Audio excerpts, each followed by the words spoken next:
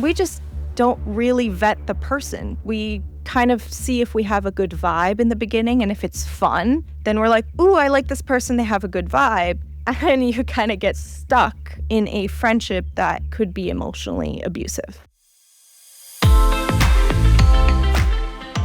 We talk a lot about narcissists, particularly narcissistic romantic relationships and narcissistic men, but what about women? Today, to address that, Sabrina Kirberg joins me to talk about toxic narcissistic friendships.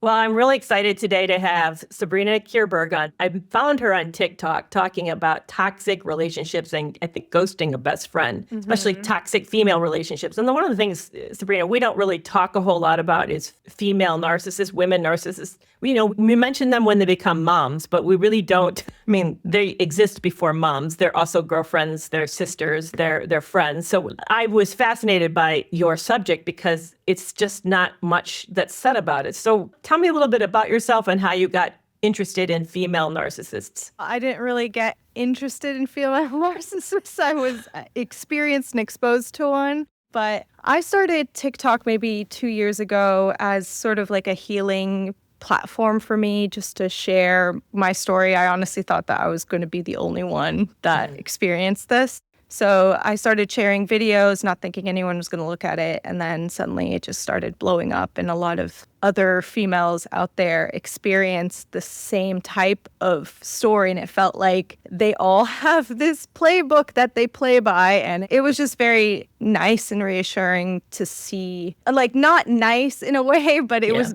validating to see that so many people also went through what I went through and I wasn't alone in the experience. But at the same time, it is scary that there's so many narcissists out there, so many female narcissists out there. Yeah, in fact, first when I was looking at it, I thought roughly that there was like 2 to 1 in men to women. But then when you really look at the government statistics, it's nearly even. They're nearly 50-50. Women are really creeping up on men. So it's interesting that we ignore that population. I have some of my theories because I think of it more not just women's friendships, but also from the standpoint of why do men miss it too? And I know there are some out there who like to think that all women are reacting to patriarchy. I actually don't believe that. I think that there's women who have deficits in their personality or not really well-defined egos. What's your theory on why we're not seeing it? Because it's not talked about. We don't talk about narcissism in females specifically. And then we also don't talk about narcissistic females in friendships.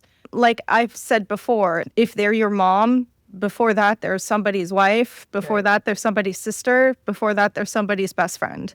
And it's just crazy to me how this is not a conversation that is talked about enough. Here's one of my theories, and then let's jump into how do you know you have a friend who's toxic. But I think it's because, unfortunately, we have equated femininity with toxicity, and we don't even know it. There was a study that came out in the 1970s. I actually got to meet one of the researchers. He went to the graduate school that I trained at, and it had a list of adjectives, and it was very simple design. It said, list the adjectives applied to a healthy man, list the adjectives applied to a healthy woman, and then list the adjectives that apply to a mental health patient. Now, the men's list, the men's list were what you would imagine: confident, bold, outgoing, assertive, all these types of things that are positive. The women's list actually correlated strongly with the mental health patient. Wow. Yeah. So coming up through the 60s and 70s, we've defined femininity as toxic, that's the typical woman is weak, passive-aggressive,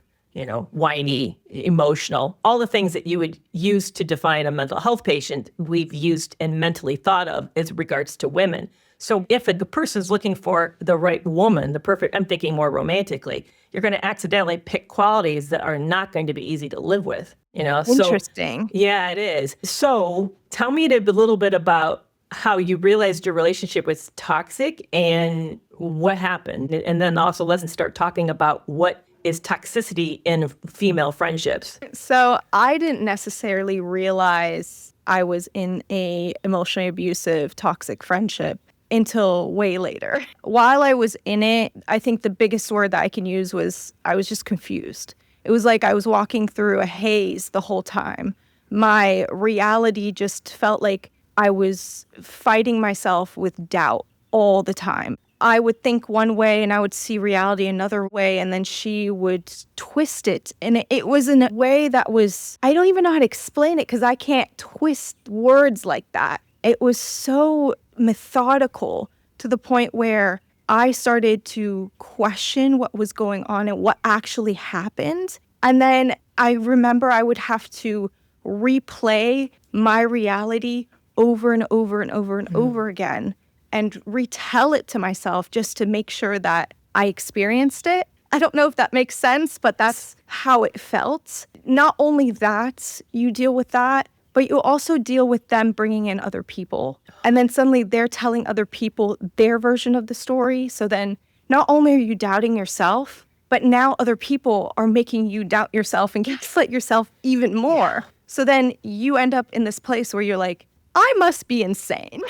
I must be crazy because not only is she telling me this reality, now all these mutual friends are telling me the exact reality. But when you think about it, no one has actually asked you what has happened and how you've seen it and your reality of things. It's just kind of like they immediately believe the storyline that this narcissistic person has concocted and created. And it's quite interesting because I've seen it too, where when they tell you that story, they come up with so much pity. And it's very like, I'm trying to help them. Boo-hoo, like, poor me. I'm trying to be the best person I can possibly be. And you fall for that. And it's insane because I've seen it both ways. I've had her do that to me, to other people, about other people. And then I've had it twisted where it's done to me. And you just sit there and you're like, wow, no wonder all these people believe her because, of course, she's going to be like, oh, poor me, poor me. I'm trying to help her.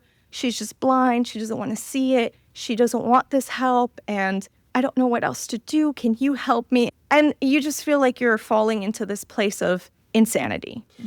Yeah. That's how I can explain it. Yeah. In fact, I've had this happen. I wonder if you've had it happen too, where they triangulate other people. That's what you're describing, the triangulation. And then the way they do it, they pitch it to the outsider as if you're doing it to them. So the outsider feels like you're the offender and that they've been pulled into the middle. And then that person goes, tells you, and then acts as if you're the one started all of this when you didn't even know that it was happening. Yep. Does that make sense what I'm saying? Yes. And it's like when it's happened to me, I've stood back and like, wait a minute, I didn't create that. I didn't tell you that. And why are you having an issue with me? You're the one telling me. I had nothing to do with this.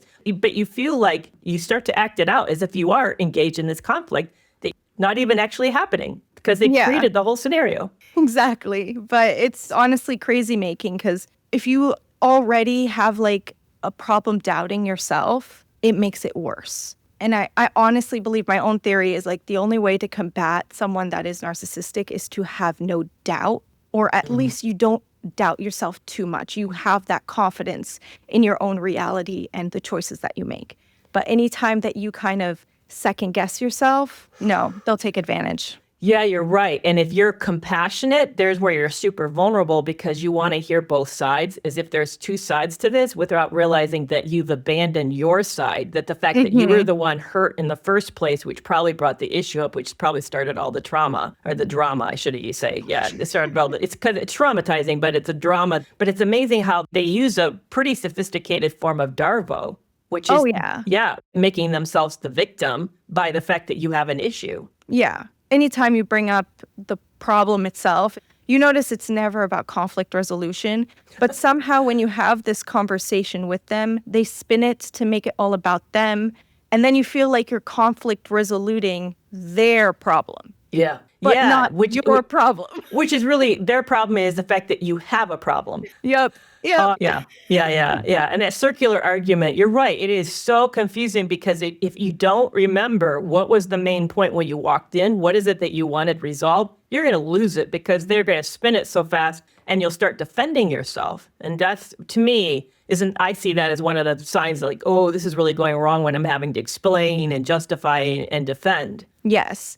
And I feel like if you haven't learned effective communication skills and you haven't learned how to conflict resolute well, you can also be a victim because they love people that do not want to argue. They prey on them. And if you're somebody that is afraid to say your piece and stand up for yourself and to conflict resolute and fix a problem or discuss it in general, yeah, they stick to you. They prey on you. So what are some signs that people should be watching for that would say this is a person that may be a dangerous person to have a relationship with? I would say love bombing in the friendship. And it's one of those ways where it's not like, oh, excitement. It's deeper than that. It's more like they come in and they suddenly want to fast forward the friendship where you just met this person maybe an hour, maybe 2 hours. And suddenly they're using words like, we're best friends now, we're going to hang out all the time.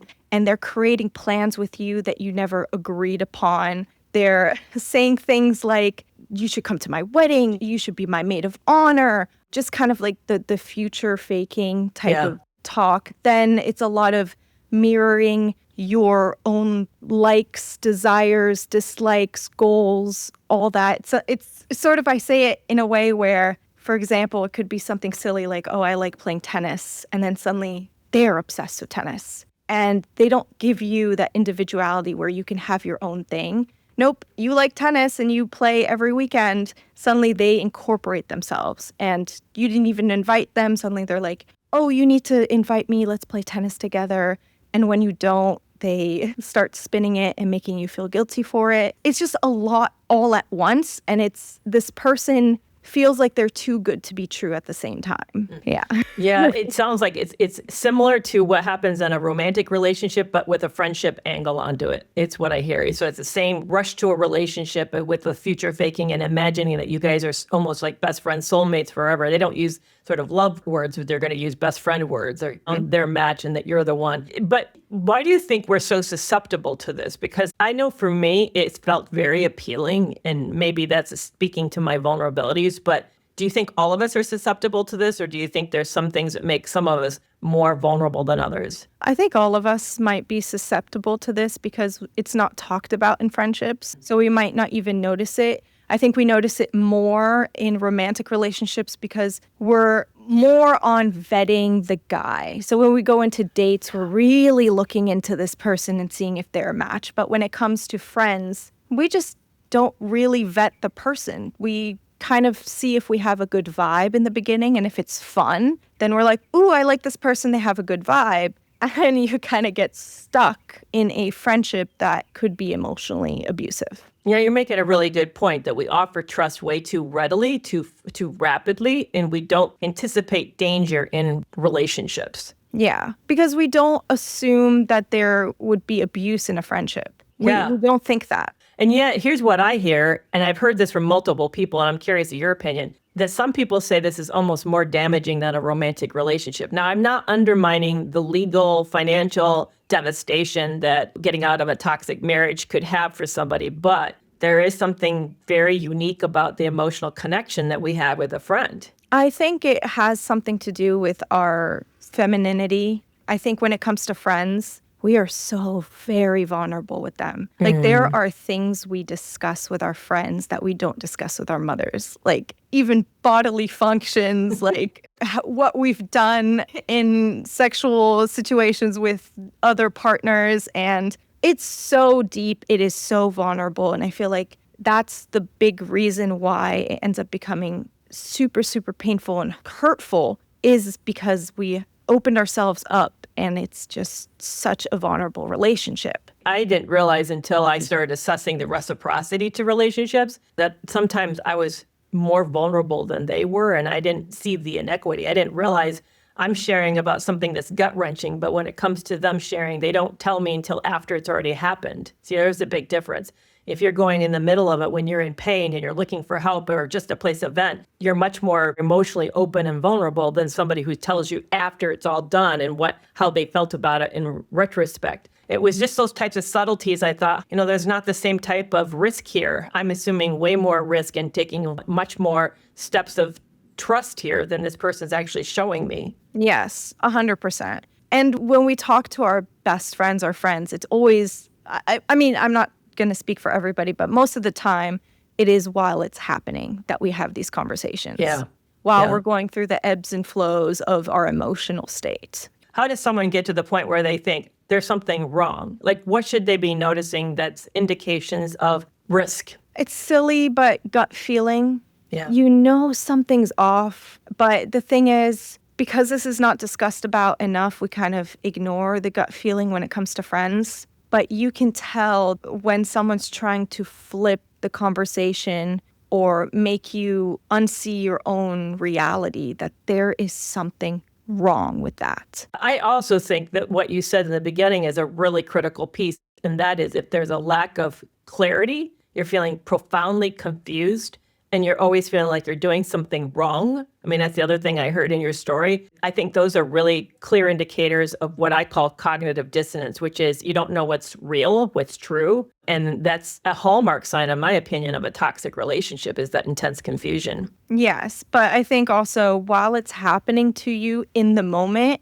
you don't really notice it. You don't. And it wasn't until maybe a year later after the friendship breakup when I started to go to therapy, and I actually sat down with my therapist and I told her the entire story. Yeah. That I realized, hearing it out loud, that it was worse than I thought. Yeah, I've had some of those too, where I've looked back and thought, oh my goodness, how did I get in so deep and so far with this individual? Why did I not see that this was not healthy? Yeah. Did you feel, I'm just curious, because this happened to me. Did you feel at times like what was going on was embarrassing enough that you didn't want to tell anybody else about it? Yes. And I think worse because it was a friend. Immediately, telling your story, you get a lot of backlash where it's like, oh, this is just a friend. You're overcomplicating it. Get over it. Or they flip it to, you must be in love with her, as if having romantic feelings is only valid, and not caring for someone platonically clearly doesn't exist. That's fascinating. As if you can't have a super deep relationship platonically. Yep. In fact, some of the most intense love poems aren't necessarily about a partner or about the opposite sex. It's actually I think one was about a father talking about his son, or about friendships. So it's interesting how we these days have watered down these other relationships as less than when it comes to a romantic relationship. But emotionally, they're not less than. They're just as significant and powerful as a romantic relationship can be. Yeah, and I personally would say it's more. And I think it's more because when it comes to a romantic relationship, we've been taught how to go through the breakup. We've been taught how to recover the breakup. We have not been taught how to recover a friendship breakup. In fact, it is actually very isolating and lonely. Once you lose a friend, there could be consequences of mutual friends being lost as well. Yeah. There could be the consequence of nobody really wants to reach out to you, talk to you about it, because it is just a friend. And usually with a romantic breakup, you have all your girls come over, you have ice cream, you watch a sappy movie, you cry about it, you vent about it. They tell you, oh, he's nothing, you'll find better. But when it comes to a friendship breakup, you're by yourself, grieving. So how did you come to the decision that you did? Because did you ghost this individual or go no contact? What did you actually do? No. So I lived with this person. We were roommates, and she was ghosting me or giving me the silent treatment while we lived together. And I tried on multiple occasions to try to have a conversation with her just to talk things out. I knew in my head that I didn't want to be friends with her. I just wanted to kind of have that end conversation and be like, all right, let bygones be bygones. Clearly, this is not a friendship meant to last. Let's just move on. But she never had that conversation with me, and it made it even more painful because she was 5 steps away from me. So how somebody can just walk past you and pretend that you don't even exist. Or when I left the lease the last day, I said bye to my roommate, and then I wanted to say bye to her, and she hid in her room with the door locked. So it's just all those little things where it's like, wow, you can ignore me and give me the silent treatment that much, but you can't have a conversation with me. Yeah, that's tough, because then not only that, you had to go to a new place, start over, and probably, like you just said, you lost other relationships as a result of this. There's a lot of people that I ended up not trusting because they were still friends with her. And I just kind of cold turkey removed a lot of people, unfortunately. So when you go into a relationship now, what steps do you take to protect yourself better from this possibly happening, if that's possible? I mean, I take my time when it comes to friends. I don't immediately label someone a friend until I've had significant amount of time with them. I think it's also very important to see how they react and behave with people that are the closest to them. The way they treat other people says a lot about somebody. And I am definitely very aware of the love bombing. As soon as I see that, and I've experienced a few people that I was becoming friends with that started the love bombing, and I realized this person is narcissistic, and I had to end that. But it's just paying attention a little bit closer. I think the other thing I've been doing, I've had to really be thinking about this as well. It's because it's something I've had happen a few times, is I don't rush to see myself as necessarily in relationship with somebody. I hold myself a little separate longer instead of, because I get into a we mentality really easily, super fast. Like, we're in this together. We're going to make this work. And, if we have a problem, we have to work it out. And I realize that maybe I'm doing that much too rapidly everywhere, not just romantically, but everywhere. And to stay longer, this is my project. This is about me, what's safe for me. The saying I've been saying a lot lately is I've been trying to prioritize personal safety over connection. Too often we'll prioritize connection over personal safety and not realize that we're betraying ourselves in that process. But here's the thing that I've found, Sabrina, is that this takes a long time. The jury can be out for years sometimes on some individuals. We may think that we know somebody, but we really don't know what they're saying when they're not around us or how they conceptualize us. And to me, that's very disturbing that there are people who can hide the fact that they're quite antagonistic for extremely long periods of time. Yeah, unfortunately, can't really hide from that, especially if they're very good at hiding their true self. But I also feel like you can learn a lot about somebody when there is a problem or a conflict. I think that's the real test. It's like, what happens in a conflict? Can they hear your viewpoint? Can they do something with it useful? Can they come back? Is there efforts to repair?